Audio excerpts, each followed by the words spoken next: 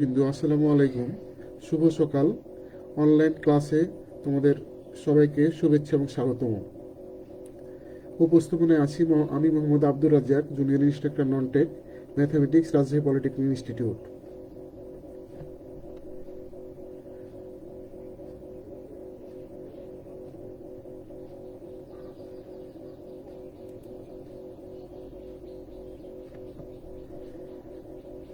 আমি আজকে তোমাদের প্রথম চ্যাপ্টার প্রগমন ধারা সম্পর্কে আলোচনা করব। গতদিন যদিও টেকনিক্যাল ত্রুটির কারণে হয়তো অনেকে আমার ক্লাসটা দেখতে পাওনি, এই কারণে আমি আন্তরিকভাবে দুঃখিত। তা আমি আজকে ওই ক্লাসটা অর্থাৎ লেকচার অন প্রথম প্রথম ক্লাসটা পুনরায় রিপিট করতে চাই তোমাদের সুবিধার জন্য, যেহেতু অনেকেই টেকনিক্যাল প্রবলেমের কারণে দেখতে পাও নাই। এই কারণে আমি পুনরায় প্রথম থেকে তোমাদের সুবিধার জন্য শুরু করতে চাচ্ছি। তাহলে অধ্যায় একে আছে কি? প্রগমন ধারা। তো প্রিয় শিক্ষার্থীবৃন্দু, এই করোনা পরিস্থিতি তো আশা করি তোমরা সবাই ভালো আছো এবং সবাই ভালো থেকে অনলাইন ক্লাসে সংযুক্ত থাকার চেষ্টা করবে। আর যেটা প্রথমেই তোমাদের আমি বলতে চাই যে তোমরা অবশ্যই কমেন্ট বক্সে নাম, ডিপার্টমেন্ট, রোল, কোন শিফট অবশ্যই উল্লেখ করবে। আর যদি গ্রুপ থাকে তাহলে অবশ্যই গ্রুপটাও উল্লেখ করবে। তাহলে আজকে যাই আমি প্রথম চ্যাপ্টারে প্রগমন বা ধারায়। তাহলে এখানে দেখো, প্রগমন বা ধারায় কিছু সূত্র আছে। তো এই সূত্রগুলো তোমরা অনেকেই জানো। আমি গত ক্লাসে অনেক ডিটেলস বলছিলাম, কিন্তু যেহেতু তোমরা অনেকেই দেখতে পাও নাই, আমি আবার আলোচনা করতেছি যে সমান্তর ধারার সমষ্টি নির্ণয়ের সূত্র। তাহলে এখানে দেখো, প্রথমে আমাকে জানতে হবে যে সমান্তর ধারাটা কি জিনিস। তাহলে সমান্তর ধারা হচ্ছে যে যদি কোনো ধারার পরবর্তী পদ থেকে তার পূর্ববর্তী পদ বিয়োগ করা হয়, যদি ডিফারেন্সটা সবসময় সমান থাকে তাহলে তাকে কি বলা হবে? সমান্তর ধারা বলা হবে। তো সমান্তর ধারার এই ক্ষেত্রে দেখো, এ হলো প্রথম পদ, আর এনটা হলো পদসংখ্যা, আর ডিটা হলো ডিফারেন্স। অর্থাৎ আমি বারবার বলছি যে দ্বিতীয় পদ থেকে প্রথম পদের বিয়োগফলটাই হলো ডিফারেন্স, ডি। তাহলে একটা ধারা যদি 1+2+3 +4 থাকে, তাহলে এখানে 1 হলো প্রথম পদ অর্থাৎ এ, আর ডিটা কি? 2 থেকে, অর্থাৎ দ্বিতীয় পদ 2 থেকে 1 বিয়োগ দিলে কত হবে? 1 হবে। তাহলে এখানে ডিটা হলো 1 আর এনটা হলো পদসংখ্যা। প্রিয় শিক্ষার্থী বিন্দু, এই জায়গাতে এখানে একটু লক্ষ্য রাখো যে এখানে এস এনটা কি? এস হলো সামনাসামনি থেকে আসতেছে যে এন সংখ্যক সমষ্টি, এন সংখ্যক পদের সমষ্টি অথবা এন সংখ্যক পদের যোগফল, যেটাই বলি না কেন। তাহলে এখানে এস এন সমান হলো n/2 ইন্টু টোয়াইস এ প্লাস n-1 ইন্টু ডি। এটা হলো সমান্তর ধারার সমষ্টি নির্ণয়ের সূত্র। তো সমান্তর ধারা এনতম পদের সূত্র কি? a plus n-1 into D. আমি কিন্তু গত ক্লাসেও বলেছি, তো অনেকেই যেহেতু দেখতে পাও নাই, তো আমি আরেকবার বলতে চাই, এখানে এ হলো প্রথম পদ, আর এন হলো কি? পদসংখ্যা, ডিটা কি? সাধারণ অন্তর। তাহলে সমান্তর ধারা সম্পর্কে আমি মোটামুটি জানলাম। এখন দেখো, গুণোত্তর ধারা সম্পর্কে আমি জানবো যে গুণোত্তর ধারা এনতম পদ এ আর n-1। এখানে এটা কি? প্রথম পদ, আর আরটা কি? সাধারণ অনুপাত, আরটা কি? সাধারণ অনুপাত। প্রিয় শিক্ষার্থী বিন্দু, দেখো গুণোত্তর ধারা কাকে বলে? যে যদি কোনো ধারার পরবর্তী পদকে তার পূর্ববর্তী পদ দ্বারা ভাগ করা হয়, যদি সব ক্ষেত্রে যদি অনুপাত সমান থাকে, তাহলে তাকে কি বলা হবে? গুণোত্তর ধারা বলা হবে। তাহলে প্রিয় শিক্ষার্থী বিন্দু, যদি একটা ধারা আমি চিন্তা করি যে 2 + 4 + 8 + 16 প্লাস ডট ডট এটা, তাহলে এখানে এ হলো প্রথম পদ, এ সমান কত বলতো? 2। আর সাধারণ অনুপাত আর বা কিউ দ্বারা প্রকাশ করা হয়, সেটা কি হবে? দ্বিতীয় পদ 4 ছিল, 4/2 সমান হলো 2।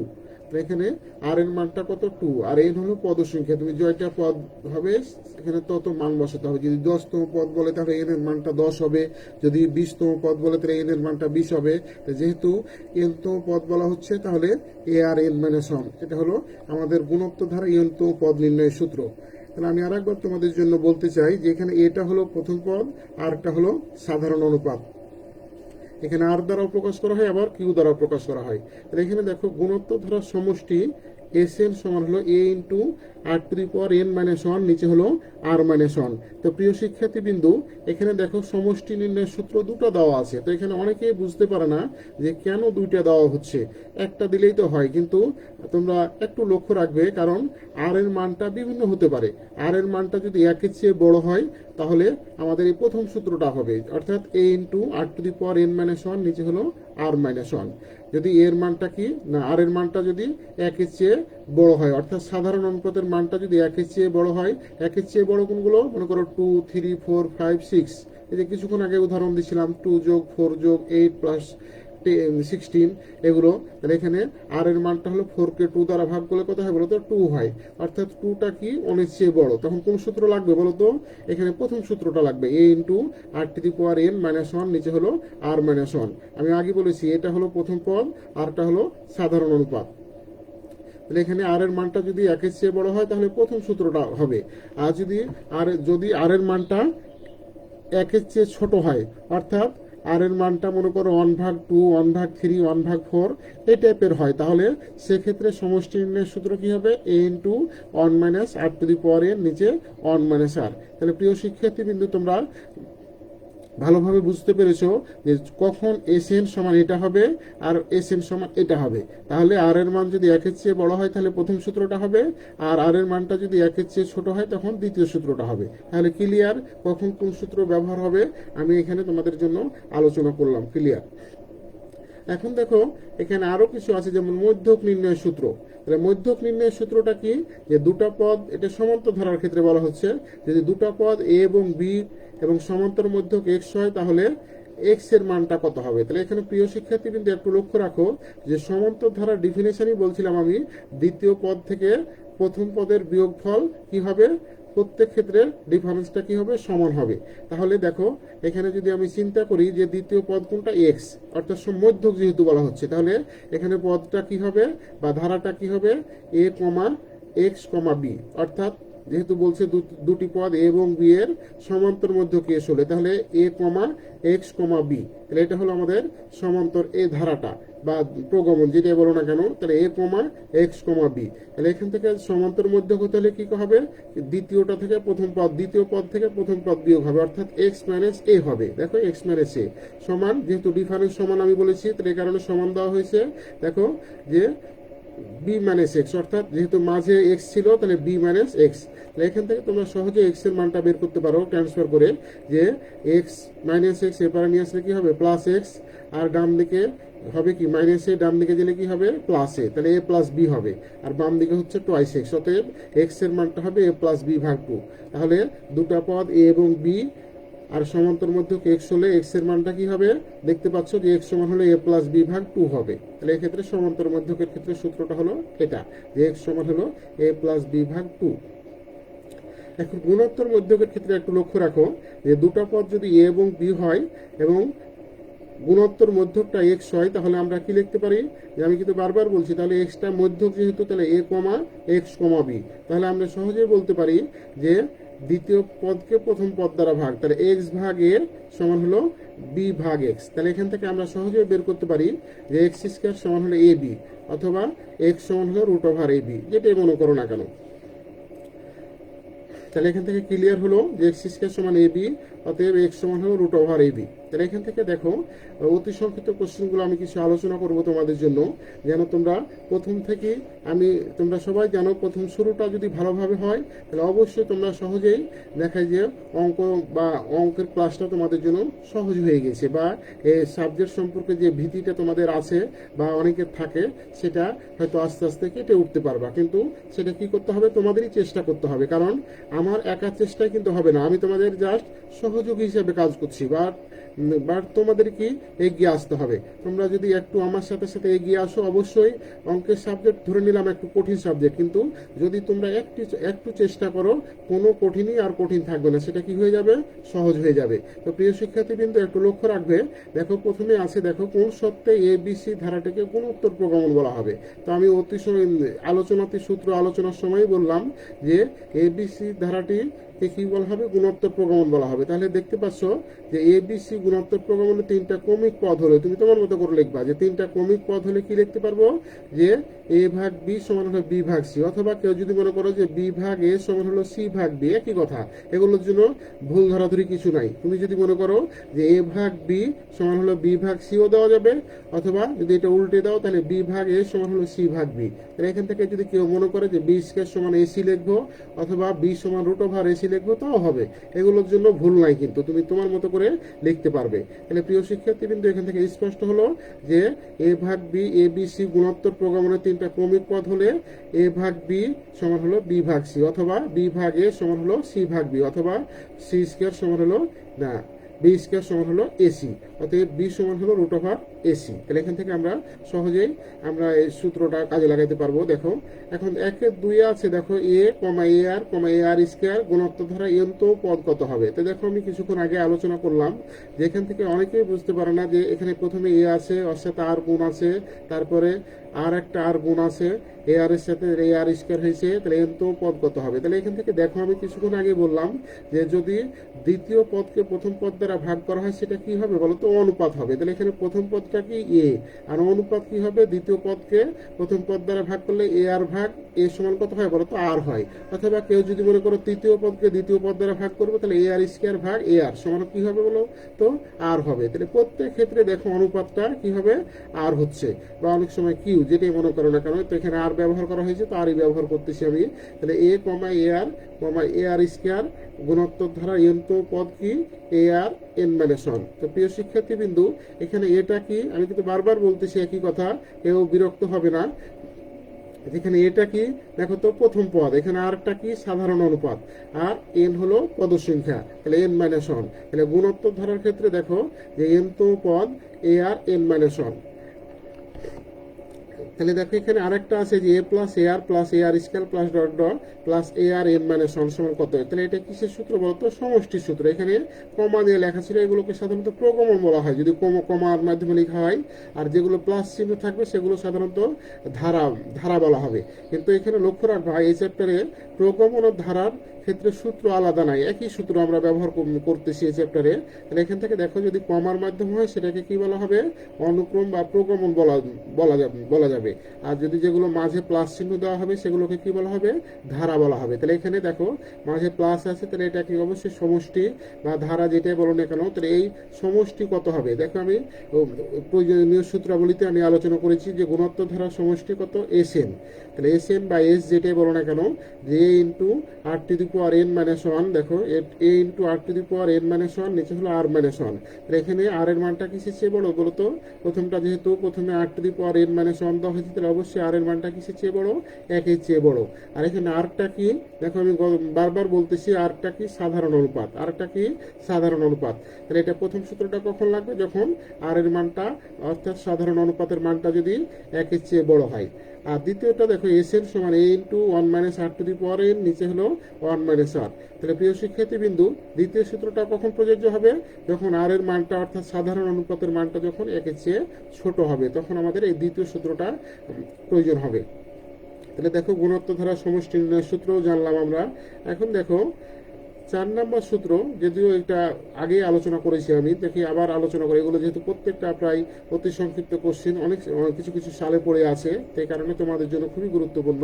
তো এগুলো তোমরা অবহেলা করবে না, অবশ্যই বুঝে শুনে পড়ার চেষ্টা করবে, কারণ যেহেতু তোমরা জানো যে একটা চ্যাপ্টার অতি সংক্ষিপ্ত দেখা যায় 20-25টা বা 40-50টা আছে, সংক্ষিপ্ত আছে অনেকগুলো, রচনামূলক আছে অনেকগুলো, এই কারণে একটার সাথে আর একটা গুলিয়ে যাবে। তো ধৈর্য সহকারে যদি একটু বুঝে শুনে পড়ার চেষ্টা করো, তাহলে এগুলো মিক্সড হওয়ার বা ভুল হওয়ার সম্ভাবনা খুবই কম থাকবে। তাহলে এখানে দেখো আমি এটা আগেই আলোচনা করেছি, দেখো আবার আলোচনা করতেছি যে কোন শর্তে এ কমা বি কমা সি প্রগমনটি সমান্তর প্রগমন হবে।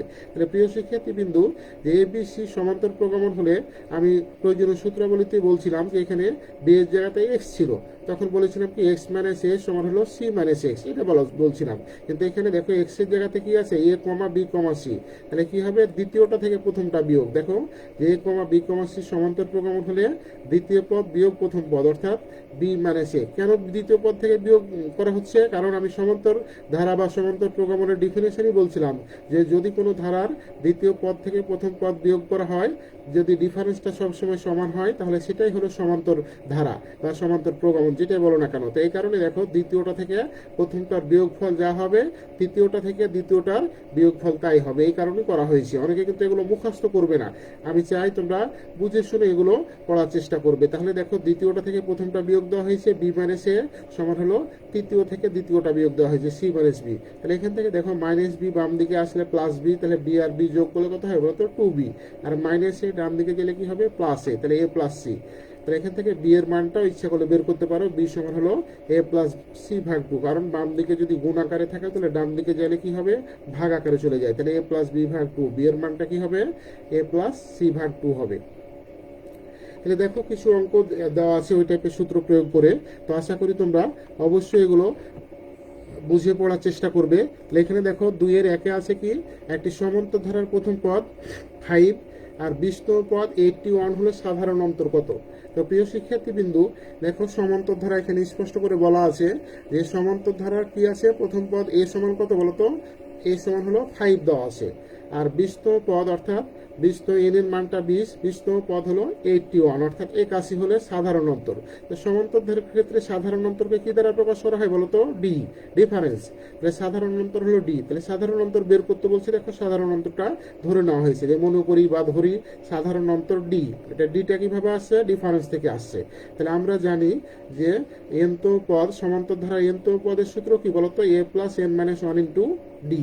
তো প্রিয় শিক্ষার্থীবৃন্দু এনতম পদের জায়গাতে এখানে অঙ্কে কি বলা হচ্ছে বলতো 20তম পদ, তাহলে এখানে দেখো 20তম পদ দেওয়া হয়েছে সমান হলো 20তম পদ এ এর মানটা কত আছে বলতো 5, দেখো 5 দেওয়া হয়েছে, প্লাস এন এর মানটা যেহেতু 20তম পদ তাহলে এন এর মানটা কত বলতো 20 অর্থাৎ 20 মাইনাস 1, আর যেহেতু ডি এর মানটা বের করতে হবে ডি রেখে দিলাম।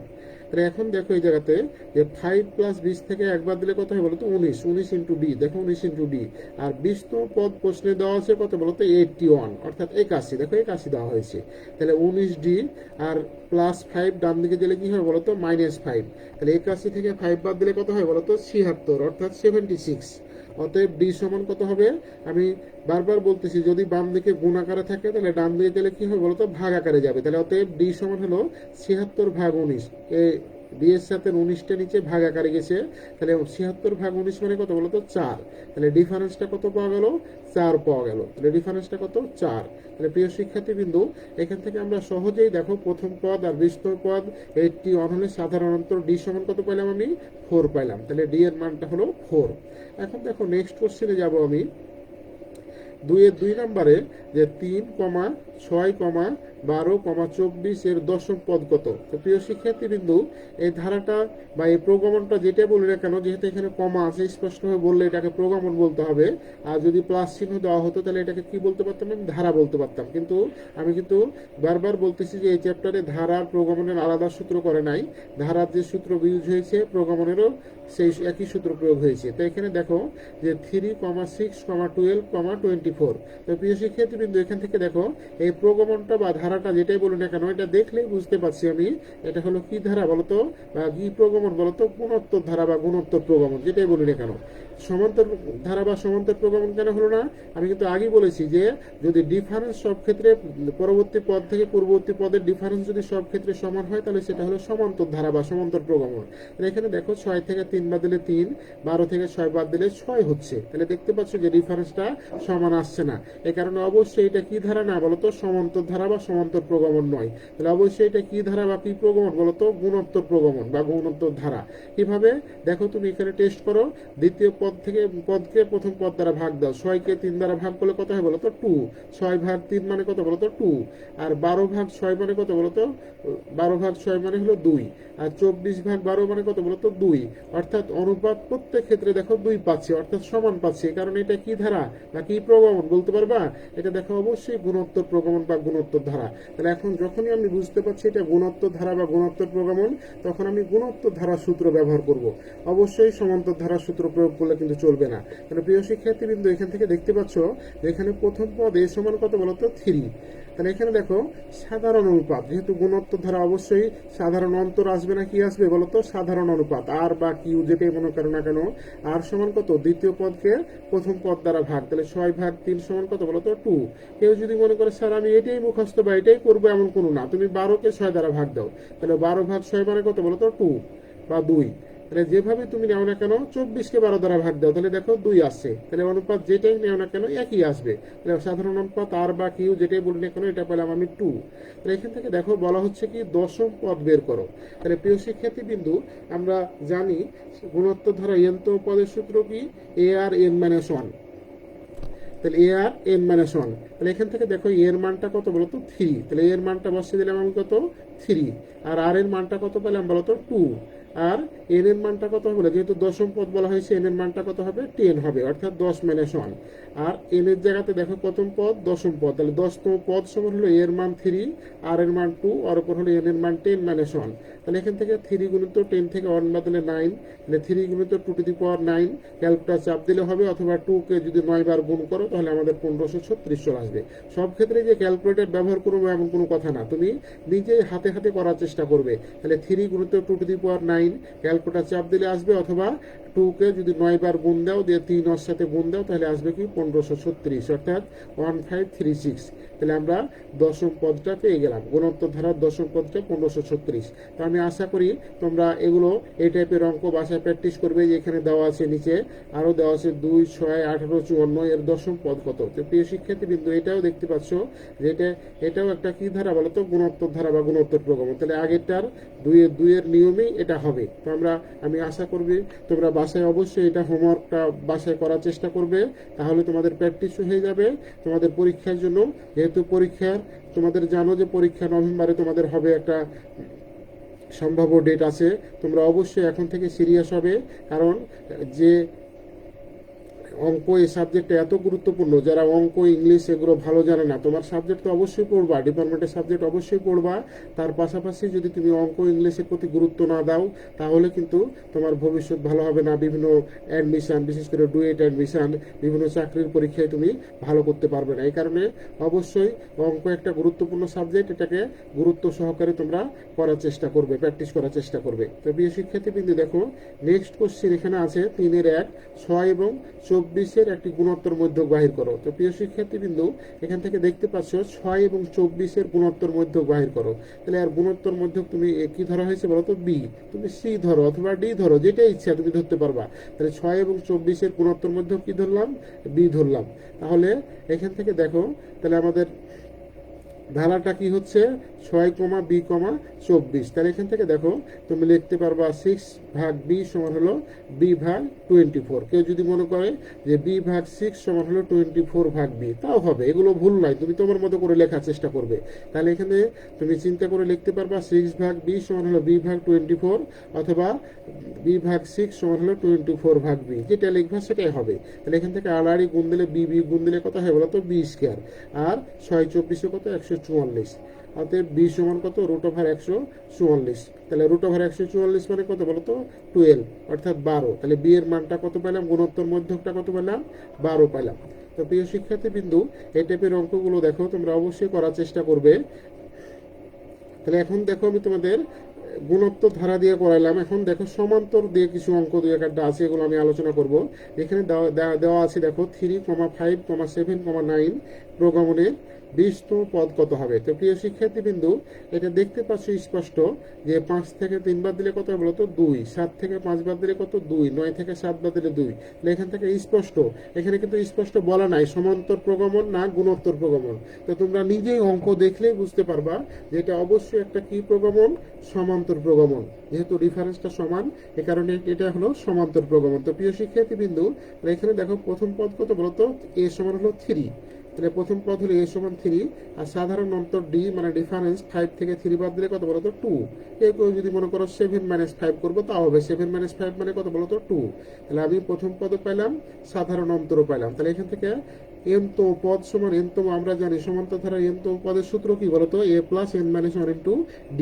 তাহলে প্রিয় শিক্ষার্থী বিন্দু দেখো এখানে এনতম পদের জায়গাতে কি পদ বের করতে বলছে বলতো 20তম পদ। তাহলে এর জায়গাতে কি বসালাম আমি 20তম পদ, আর এর মানটা দেখো 3 আছে, প্লাস n এর মানটা 20তম পদ, যেহেতু n এর মানটা 20 - 1, আর d এর মানটা আছে 2 বের করেছি আমরা। তাহলে 3 + 20 থেকে 1 বাদ দিলে কত বলতো 19, 19 আর 2 গুণ দিলে 19 দুগুণা কত 38, তাহলে 3 আর 38 যদি গুণ করো, 3 আর 38 গুণ যোগ করলে কত হয় বলো তো, 3 আর 38, তাহলে এখানে পেয়েছো 3 আর এখানে পেয়েছো 19 দুগুণা 38, তাহলে 3 আর 38 যদি যোগ করা হয় তাহলে কত হবে 41, তাহলে এখান থেকে 20তম পদ পাওয়া গেল 41। তো এখানে তোমাদের দেখো 20তম দিয়ে আমি দেখালাম, কেউ যখন যদি বলে যে 50তম পদ কত, 60তম পদ কত, 7তম পদ কত, 3তম পদ কত, তো আমি আশা করি তোমরা এই সূত্রটা প্রয়োগ করে সহজেই 20 হলে 20 দিবা, 10 হলে 10তম পদ 10, 20-এর জায়গাতে 10 বসাবা, এই 20-এর জায়গাতে 10 বসে সহজেই তুমি অঙ্কগুলো সমাধান করতে পারবা। এই টাইপের অঙ্কগুলো যেটাই আসুক না কেন তোমরা সহজেই সমাধান করতে পারবে। তো সমান্তর প্রোগ্রাম সম্পর্কে আমি আগেই তোমাদের ডিফিনিশন দিয়েছি, তো নতুন করে এগুলো পড়াবো না। আর এখানে দেখো 5-এর 1-এ আছে যে সূত্রগুলো তোমরা 9-10-এ পড়ে আসছো, তো প্রিয় শিক্ষার্থীবৃন্দ, যদিও তোমরা 9-10-এ পড়ে আসছো, তোমরা তারপরও এখানে ভালোভাবে গুরুত্ব দিবে, কারণ তোমাদের যেহেতু সবে সেমিস্টার শুরু, এগুলো আজীবন কাজে লাগবে তোমাদের। আমি তো বারবার বলতেছি একই কথা, যেগুলো অ্যাডমিশন, চাকরির পরীক্ষা, তোমাদের এখন তো প্রথম সেমিস্টার, দ্বিতীয় সেমিস্টার, তৃতীয় সেমিস্টার, পরের সেমিস্টার, এগুলো কিন্তু সব সময় তোমাদের কাজে লাগবে। এই কারণে অবশ্যই গুরুত্ব সহকারে বুঝে শুনে পড়ার চেষ্টা করবে। তাহলে এখন দেখো এই জায়গাতে 1 যোগ 2 যোগ 3 প্লাস ডট বাই n সমান কত, অথবা এটাকে এভাবে বলতে পারে যে প্রথমত n সংখ্যক স্বাভাবিক সংখ্যার সমষ্টি কত, স্বাভাবিক সংখ্যার সমষ্টি কত, এটাও বলতে পারে। তাহলে এখান থেকে দেখো যে এগুলো কিন্তু স্বাভাবিক সংখ্যা, 1 2 3 4 এগুলো কিন্তু স্বাভাবিক সংখ্যা। তাহলে স্বাভাবিক সংখ্যার সমষ্টি প্রথমে n সংখ্যক স্বাভাবিক সংখ্যার সমষ্টি কি, n into n plus 1 divided by 2, দেখতে পাচ্ছ n into n plus 1 divided by 2, এখানে সমষ্টির সূত্রটা ব্যবহার করেছে। তাহলে প্রথম পদ a সমান কত 1 পেয়েছে, সাধারণত d সমান দ্বিতীয় থেকে প্রথম বাদ দিলে কত 1 হয়, তাই সমষ্টির সূত্র ব্যবহার করলে আমরা সহজেই n into n plus 1 divided by 2 পেলাম। এগুলো তোমাকে তো প্রুভ করে বের করতে হবে, প্লাস তোমরা অবশ্যই এটা মনে রাখার চেষ্টা করবে, কারণ এমন সময় আছে অ্যাডমিশনে তোমার এগুলো বের করার সময় নেই।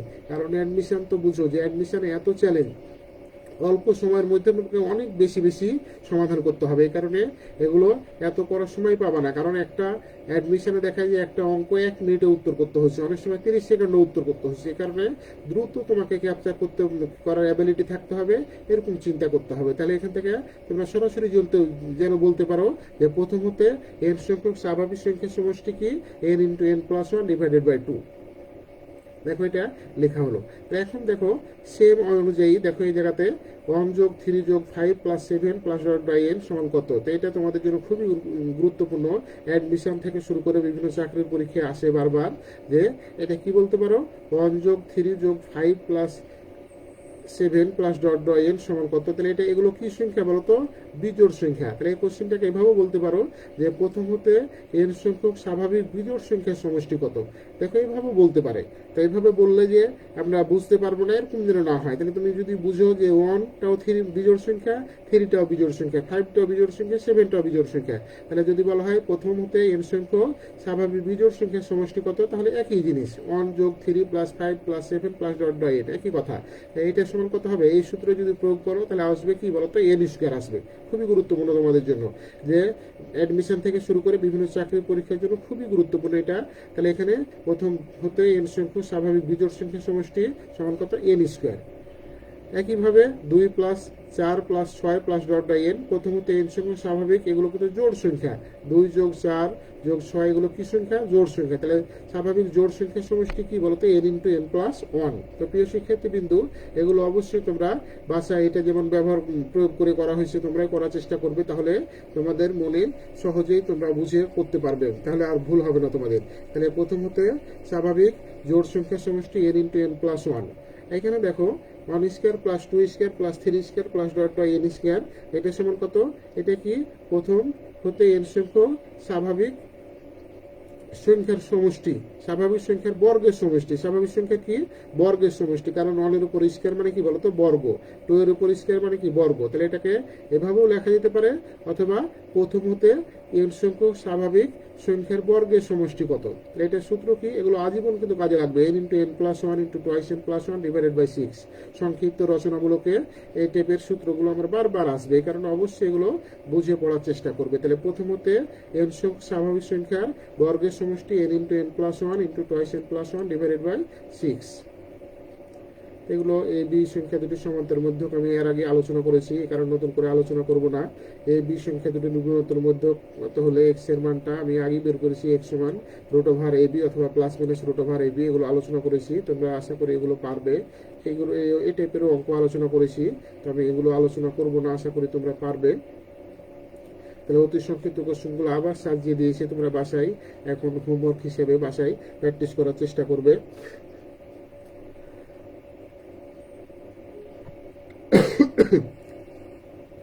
তাহলে প্রিয় শিক্ষার্থীবৃন্দু, অতি সংক্ষিপ্ত তোমরা অবশ্যই ভালো করে পড়বে, কারণ তোমরা জানো একটা গাছের যদি গোড়া শক্ত না হয় তাহলে আগাল সহজে ভেঙে পড়ার সম্ভাবনা থাকে। এই কারণে অবশ্যই তোমরা প্রয়োজনীয় যে সূত্রগুলো আলোচনা করেছি, অতি সংক্ষিপ্ত আলোচনা করেছি। আমি তো ইচ্ছা করলে সরাসরি সংক্ষিপ্ত রচনামূলকে যেতে পারতাম, কিন্তু আমি যাইনি কেন, যে তোমাদের গোড়াটা অর্থাৎ তোমাদের বেসিকটা যেন শক্তিশালী হয়। এই কারণে দেখো অতি সংক্ষিপ্ত কোশ্চিন প্লাস প্রয়োজনীয় সূত্রাবলী আমি ডিটেলস আলোচনা করার চেষ্টা করলাম। তো তোমরা অবশ্যই এগুলো পড়ার চেষ্টা করবে, কারণ বেসিক যদি সবল হয় সহজেই তুমি সংক্ষিপ্ত রচনামূলক কোশ্চেনগুলো করতে পারবে। এই কারণে দেখো আমি আজকে অতি সংক্ষিপ্ত দীর্ঘ সময়, অতি সংক্ষিপ্ত আর প্রয়োজনীয় সূত্রাবলী দীর্ঘ সময় আমি আলোচনা করলাম। তা আশা করি তোমাদের যেন উপকার হয়, বাসায় প্র্যাকটিস করবে। আমি কিন্তু বারবার বলতেছি যে আমার একার সহযোগিতায় তোমাদের কিন্তু ভালো রেজাল্ট সম্ভব না। আমি তোমাদের অবশ্যই আন্তরিকভাবে সহযোগিতা করব, তোমাদেরও আমার সাথে সাথে এগিয়ে আসতে হবে, তাহলে তোমাদের রেজাল্ট ভালো হবে এবং তোমাদের জীবন সুন্দর হবে। তাহলে এখান থেকে দেখো সংক্ষিপ্ত কোশ্চেন এখানে দেওয়া আছে 8 plus 17 plus 26 plus dot dot সমান্তর ধারার প্রথম 21টি পদের সমষ্টি এবং শেষ পদ নির্ণয় করো।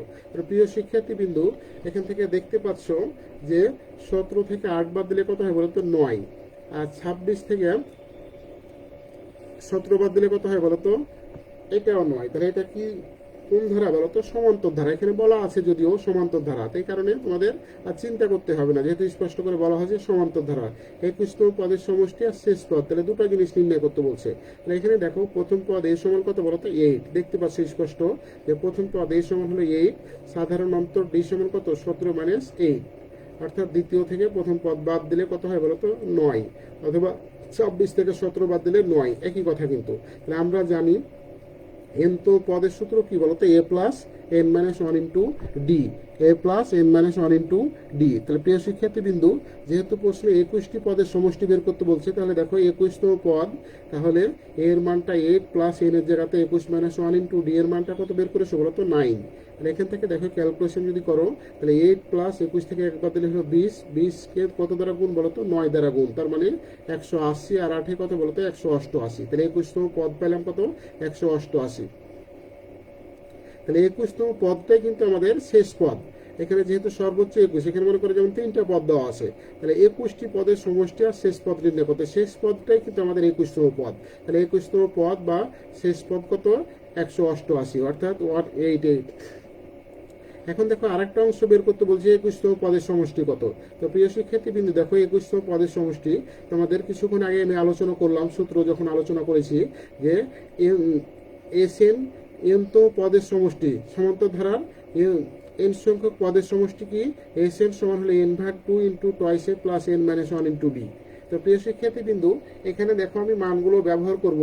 এন এর মানটা কত বলতো 21, যেহেতু 21 পদের সমষ্টি নির্ণয় করতে বলছে, তাহলে এন এর মানটা কত 21, আর নিচে 2 আছে 2 দিলা, আর 2 ইন্টু এ মানে কত প্রথম পদ, এর মানটা কত বেরিয়েছে বলতো 8, দেখো 8 প্লাস এন এর মানটা 21তম পদের জন্য এন এর মানটা 21 মাইনাস 1 ইন্টু ডি এর মানটা হচ্ছে 9।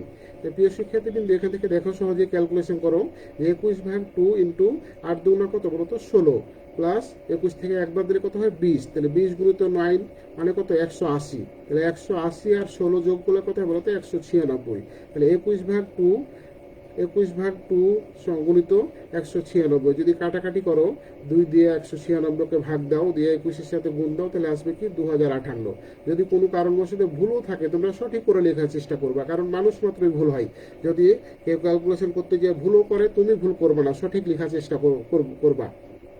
তাহলে 21 ভাগ 2 গুণিত 196, তাহলে আমি কি করব 2 দিয়ে 196কে ভাগ দিব, আর 21-এর সাথে গুণ দিলে আমাদের 2058 আসবে। তাহলে আমাদের 21 পদের সমষ্টি হলো 2058, আর শেষ পদ বা 21তম পদ হলো 188। তাহলে এভাবে অঙ্কগুলো করার চেষ্টা করবে। তাহলে কোনো ধারা 9তম পদ এবং 19তম পদ যথাক্রমে এত এত হলে 25তম পদ কত, তো এগুলো পারবে আশা করি, যেহেতু একটা আমি আলোচনা করলাম, এগুলো বাসায় প্র্যাকটিস করার চেষ্টা করবে।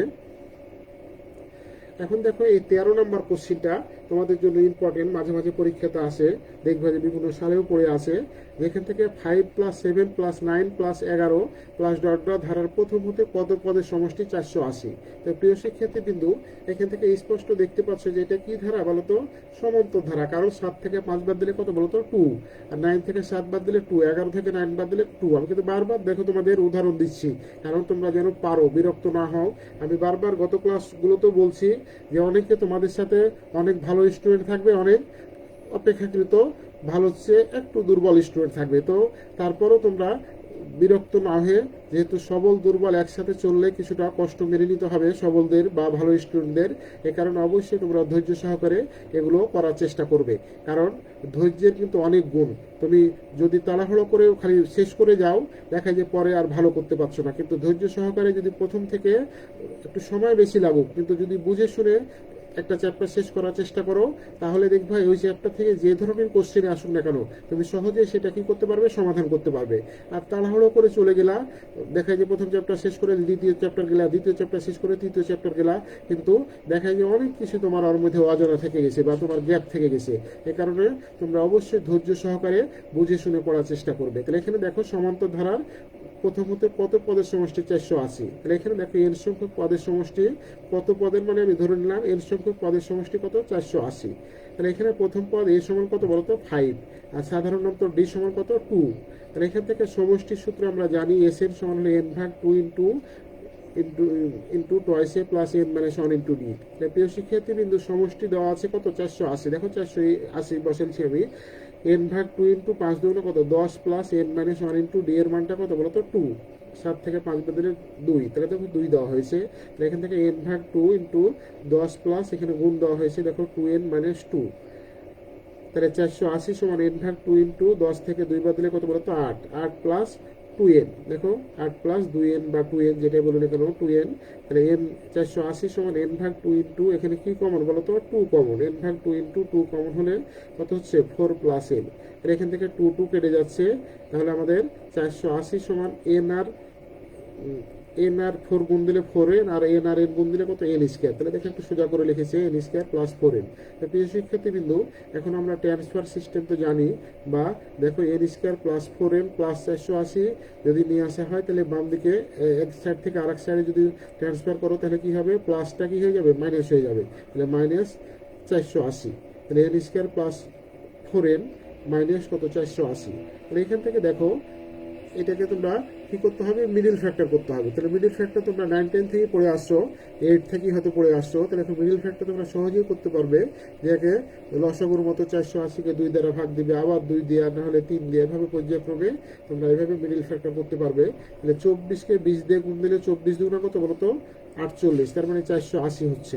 তাহলে এখানে অনেকেই বুঝতে পারে না যে কোনটার সামনে প্লাস নিব কোনটা মাইনাস নিব। তো প্রিয় শিক্ষার্থী বিন্দু, যেহেতু এখানে +4 আছে, তাহলে এই কারণে দেখো +24 নিয়েছো, আর এখানে -20 নিয়েছো, তাহলে 24 থেকে 20 বাদলে প্লাস। এখন যদি কেউ মনে করো ভুল করে -24n প্লাস 20n, তাহলে বিয়োগ করলে কত হয়, যোগ বিয়োগ করলে -4n, কিন্তু অঙ্কে তো আছে কি +4n। এই কারণে অবশ্যই বড়টার সামনে দেখো +24n -20n, যদি দুটার যদি ক্যালকুলেশন করা হয় 24n থেকে 20n বাদ দিলে +4nই হয়। তাহলে এভাবে একটু বুঝে শুনে ক্যালকুলেশন করার চেষ্টা করতে হবে, কারণ প্লাস মাইনাসে যদি ভুল হয় তাহলে অঙ্কটাই কিন্তু ভুল হয়ে যাবে। অঙ্ক জানো যে ক্রিটিক্যাল জিনিস, একটু যদি ভুল হয় প্লাস মাইনাস, তাহলে অঙ্কটা কিন্তু পুরোটাই চেঞ্জ হয়ে যাবে, উত্তর তো মিলবেই না এবং অন্যরকম হয়ে যাবে। এখানে থেকে দেখো এন কমন নিচ্ছে, এন কমন নিলে n + 24 মাইনাস এখানে 20 কমন, 20 কমন নিলে n ইন্টু মাইনাসে মাইনাসে প্লাস n এর 24। তাহলে এখান থেকে লিখতে পারো n + 24 ইন্টু n - 20 সমান হলো 0। তাহলে প্রিয় শিক্ষার্থী বিন্দু, n + 24 সমান 0। তাহলে এখান থেকে n এর মানটা হলো -24, যেটা নেগেটিভ আসছে, যেহেতু কততম পদ সমষ্টি এত, তাহলে অবশ্যই এখানে যেহেতু পদ সংখ্যাটা অবশ্যই পজিটিভ হতে হবে, তাহলে এর সমান হলো -24, যেহেতু নেগেটিভ, এ কারণে এটা কি হবে না, গ্রহণযোগ্য হবে না। তোমরা এখানে নোট দিতে পারো যে এর সমান -24, যেহেতু নেগেটিভ বা ঋণাত্মক, সুতরাং এটা কি গ্রহণযোগ্য নয়। অতএব n মাইনাস 20 সমান 0, অতএব n এর মানটা কত বলতো 20। তাহলে 20টি পদের সমষ্টি হলো কত 480। প্রিয় শিক্ষার্থীবৃন্দু, এই অঙ্কটা খুবই গুরুত্বপূর্ণ। অতি সংক্ষিপ্ত বা সংক্ষিপ্ত যেভাবেই আসুক না কেন তোমরা সহজেই জ্ঞান করতে পারো। তাহলে 20টি পদের সমষ্টি কত 480।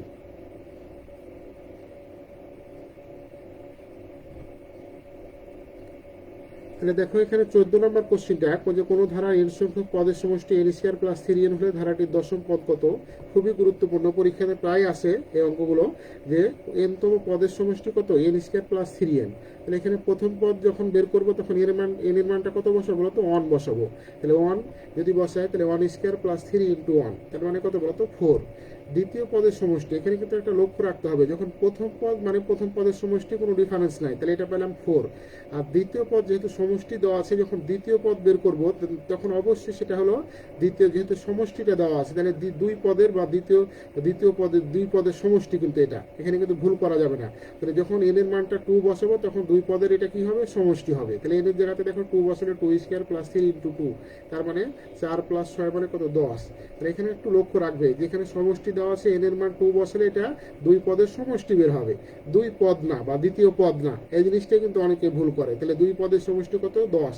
তাহলে এখন দ্বিতীয় পদ যখন বের করব, আমি দ্বিতীয় পদ থেকে প্রথম পদটা কি করব বিয়োগ করব। যখন দ্বিতীয় পদ বের করব তাহলে 10 থেকে যদি 4 বিয়োগ দিই তাহলে কত আসছে 6। তাহলে এটাই মূলত আমাদের দ্বিতীয় পদ। আর এটা কিন্তু অনেকে কিন্তু গুলিয়ে ফেলে, এটা আর এটার মধ্যে পার্থক্য করতে পারে না। এটা কিন্তু দুই পদের সমষ্টি, কারণ প্রশ্নে ছিল সমষ্টি। তাহলে সমষ্টি হলো 10 আর দ্বিতীয় পদটা হলো এই দ্বিতীয় পদের সমষ্টি থেকে প্রথম পদ বা প্রথম পদের সমষ্টিটা বিয়োগ দিব। তাহলে আমি 10 থেকে 4 বাদ দিলে 6। একইভাবে 3 পদের সমষ্টি n এর মানটা কত 3 বসাবো। 3 বসালে কত পাচ্ছি বলতো 3 স্কয়ার প্লাস 3 ইন্টু 3, তাহলে 9 প্লাস 9 সমান কত 18। অতএব তৃতীয় পদ, এটা কিন্তু 3 পদের সমষ্টি। তাহলে তৃতীয় পদ আর 3 পদের সমষ্টি কিন্তু দুটো ভিন্ন জিনিস, আলাদা জিনিস। অতএব তৃতীয় পদ কি করব 3 পদের সমষ্টি থেকে 3 পদের সমষ্টি থেকে 2 পদের সমষ্টিটা বিয়োগ দিব।